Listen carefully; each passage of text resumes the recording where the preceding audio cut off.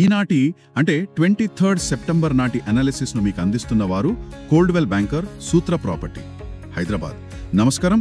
Hyderabad real estate మార్కెట్ని ప్రభావితం చేస్తున్న కొన్ని కీలక పరిణామాలని ఈరోజు కొంచెం వివరంగా చూద్దాం. నమస్కారం. ముఖ్యంగా గవర్నమెంట్ పాలసీలు కానివ్వండి, ఇన్ఫ్రాస్ట్రక్చర్ ప్రాజెక్టులు, కొన్ని లీగల్ ఇష్యూస్, ఇవన్నీ మార్కెట్ని ఎటువైపు తీసుకెళ్తున్నాయో అనలైజ్ చేద్దాం. అవును, ఖచ్చితంగా. ముఖ్యంగా ఇప్పుడు చూస్తే భూ వివాదాలున్నాయి, సిటీ డెవలప్మెంట్ కోసం కొత్త ప్లాన్స్ ఉన్నాయి, ఇంకా ట్రాన్స్పోర్ట్ విస్తరణ, ఇవన్నీ కొనుగోలుదారులపై లాంగ్ టర్మ్ లో ప్రభావం చూపిస్తాయి. మొదటగా రంగారెడ్డి జిల్లా భూదాన్ భూముల ఇష్యూ మళ్లీ తెరపై కూర్చుంది కదా. అవును, నాగారం గ్రామంలో ల్యాండ్స్ పైన అంటే ఆల్రెడీ కోర్టు ఆర్డర్స్ ఉన్నా కూడా అక్రమ నిర్మాణాలు జరుగుతున్నాయని హైకోర్టుకు వెళ్లారు. కలెక్టర్కి నోటీసులు కూడా ఇచ్చారు. ఇది కొంచెం ఆందోళన కలిగించే విషయమే. అంటే ల్యాండ్ ఓనర్షిప్ టైటిల్స్ విషయంలో క్లారిటీ లేకపోవడం, ఇది అనిశ్చితిని పెంచుతుంది. మరి దీని ఎఫెక్ట్ ఎలా ఉంటుందంటారు? అంటే చూడండి, పిటిషనర్ ఫోటోలు కూడా సబ్మిట్ చేశారు అంటున్నారు, ప్రహరీ గోడ కడుతున్నారని. కోర్టు ఆదేశాలున్నా ఇలా జరుగుతోందంటే ఆ ప్రాంతంలో రియల్ ఎస్టేట్ డీల్స్ పై ఖచ్చితంగా ప్రభావం పడుతుంది. అక్టోబర్ 10న నెక్స్ట్ హియరింగ్ ఉంది కదా. అప్పటి వరకు అక్కడ ఏ ట్రాన్సాక్షన్ జరిగినా రిస్కే. కొనుగోలుదారులు చాలా జాగ్రత్త పడాలి. లీగల్ ఒపీనియన్ చాలా అవసరం ఇప్పుడు. అలాగే గాజుల రామరాబులో కూడా ప్రభుత్వ స్థలాల్లో ఇళ్లు కూల్చేశారు కదా, దానిపైన కూడా కొంత రాజకీయ రచ్చ జరుగుతుంది. ప్రతిపక్ష నాయకులు వెళ్లడం, పరామర్శించడం. నిజమే, కవిత గారు, ఈటల రాజేంద్ర గారు వెళ్లినట్టు వార్తలొచ్చాయి. అంటే ఇది చాలా సెన్సిటివ్ ఇష్యూ. అవును, ప్రభుత్వ భూముల పరిరక్షణ ముఖ్యం కాదనలేం. కానీ ఏళ్ల తరబడి ఉంటున్న వాళ్ల విషయంలో మానవతా దృక్పథం, సరైన పునరావాసం, ఇవి కూడా చూడాలి కదా. అంటే బ్యాలెన్స్ అవసరం అంటారు. ఎగ్జాక్ట్లీ. ప్రభుత్వ ఆస్తుల పరిరక్షణపై అందరికీ ఏకాభిప్రాయం ఉండాలి. లేదంటే ఇలాంటి సంఘటనలు సోషల్ టెన్షన్స్ కి దారి తీయచ్చు. ఇంకా ఆ ఏరియాలో ప్రాపర్టీ వాల్యూస్ పై కూడా నెగటివ్ ఇంపాక్ట్ ఉంటుంది. సరే, ఈ వివాదాలు ఎలా ఉంటే ప్రభుత్వం వైపు నుంచి ఒక పెద్ద డెవలప్మెంట్ ప్లాన్ అనౌన్స్ చేశారు కదా సీఎం రేవంత్ రెడ్డి గారు, core urban city development plan. అవును, ఇది చాలా ఆసక్తికరమైన ప్లాన్. ఓఆర్ఆర్ లోపల ఉన్న ప్రాంతాన్ని గ్లోబల్ స్టాండర్డ్స్ తో డెవలప్ చేయాలనేది లక్ష్యం. 111 ప్రతిపాదనలు అంట. విద్య, వైద్యం, ట్రాన్స్పోర్ట్, శానిటేషన్, వీటికి ప్రయారిటీ అంటున్నారు. ఇది ఎంతవరకు ప్రాక్టికల్ అంటారు? చూడండి, ప్లాన్ అయితే చాలా బాగుంది. నగరం యొక్క లివబిలిటీ పెంచే ప్రయత్నం ఇది. Modern schools, special clinics, traffic management కోసం drone policing, advanced signalling, renewable energy వాడకం, ఇవన్నీ అమలైతే హైదరాబాద్ సిటీ లుక్ మారిపోతుంది. ఇది ఖచ్చితంగా రియల్ ఎస్టేట్ మార్కెట్ కి, ముఖ్యంగా ఓఆర్ఆర్ లోపల ఉన్న ప్రాపర్టీస్ కి లాంగ్ టర్మ్ లో చాలా ప్లస్ అవుతుంది. అయితే ఈ 111 ప్రతిపాదనల అమలుకు రోడ్ మ్యాప్, ఫండింగ్ అవి కీలకం కదా. ఖచ్చితంగా.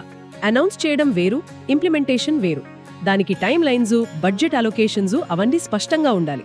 ఇక ట్రాన్స్పోర్ట్కొస్తే హైదరాబాద్ మెట్రో ఎక్స్పాన్షన్ గురించి మళ్లీ చర్చలు మొదలయ్యాయి అంటున్నారు. ఎల్ఎన్టీతో గవర్నమెంట్ మాట్లాడుతోందని. అవునో, ఈ వార్త కూడా చూశాం. విస్తరణ జరిగితేనే ప్రయోజనమని ప్రభుత్వం అంటోంది. కొత్త రూట్స్ అంటే రాయదుర్గం, నియోపోలిస్, మియాపూర్, భెల్, ఎల్బీ నగర్, హయత్ నగర్, నాగోల్, శంషాబాద్, ఇలా చాలా ఉన్నాయి. కానీ ఎల్ఎన్టీ ఏమో వాళ్ళకి లాస్ వస్తోందంటుంది కదా. సంవత్సరానికి 600 కోట్లు నష్టం, ఇంకా 13,000 కోట్ల అప్పులున్నాయని అంటున్నారు. మరి ఎలా? అదే ఇప్పుడు అసలు సమస్య. మెట్రో విస్తరణ సిటీకి చాలా అవసరం. ట్రాఫిక్ తగ్గుతుంది, కనెక్టివిటీ పెరుగుతుంది, కొత్త ఏరియాలు డెవలప్ అవుతాయి, అదంతా నిజమే. కానీ ఈ ఫైనాన్షియల్స్ అంటే నష్టాలు, అప్పులు, వీటిని ఎలా అడ్రస్ చేస్తారనేది కీలకం. ప్రభుత్వం, ఎల్ఎన్టీ మధ్య ఒక agreement కుదరాలి.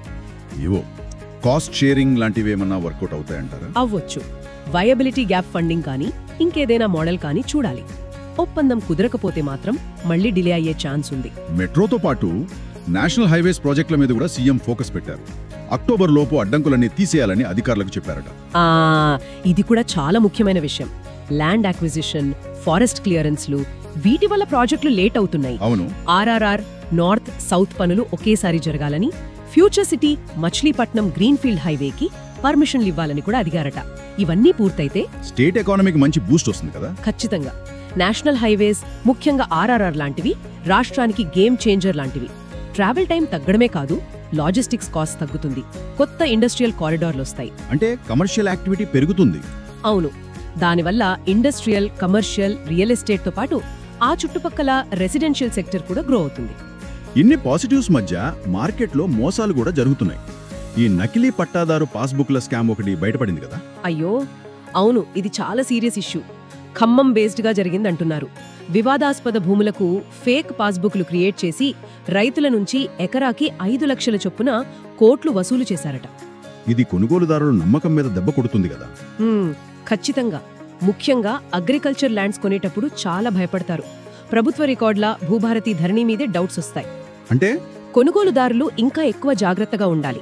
Title verification, physical inspection ఇవన్నీ చాలా క్షుణ్ణంగా చేసుకోవాలి. ప్రభుత్వం కూడా ఇలాంటివి జరగకుండా కఠిన చర్యలు తీసుకోవాలి. అప్పుడే సిస్టమ్ మీద నమ్మకం నిలబడుతుంది. అంటే ఒకవైపు డెవలప్మెంట్ ప్లాన్స్ ఆశలు రేపుతుంటే, ఇంకోవైపు ఇలాంటి లీగల్ ఇష్యూస్, మార్కెట్ మోసాలు ఇవి సవాళ్లు విసురుతున్నాయన్నమాట. సరిగ్గా చెప్పారు. హైదరాబాద్ రియల్ ఎస్టేట్ ఫ్యూచర్ అనేది ఈ రెండుటి మధ్య బ్యాలెన్స్ మీదే ఆధారపడి ఉంది. వేగంగా ఇన్ఫ్రాస్ట్రక్చర్ డెవలప్ అవ్వాలి, అలాగే లీగల్ క్లారిటీ ఉండాలి, సిటిజన్స్ రైట్స్ ప్రొటెక్ట్ అవ్వాలి, మార్కెట్ ట్రాన్స్పరెంట్ గా ఉండాలి. ఇవన్నీ ఒకేసారి జరిగినప్పుడే స్థిరమైన గ్రోత్ ఉంటుంది. అందుకే ప్రాపర్టీ కొనే ముందు డ్యూ డెలిజెన్స్ అంటే సమగ్ర పరిశీలన ఇప్పుడు ఇంకా ఎక్కువ అవసరం. కరెక్ట్. రాబోయే రోజుల్లో ఈ పరిణామాలు ఎలా ఉంటాయో చూడాలి. అవును, గమనిస్తూ ఉండాలి. Thanks for listening. Hyderabad property మరియు రియల్ ఎస్టేట్ అప్డేట్స్ కోసం ప్రతిరోజు మా పాడ్కాస్ట్ని వినండి.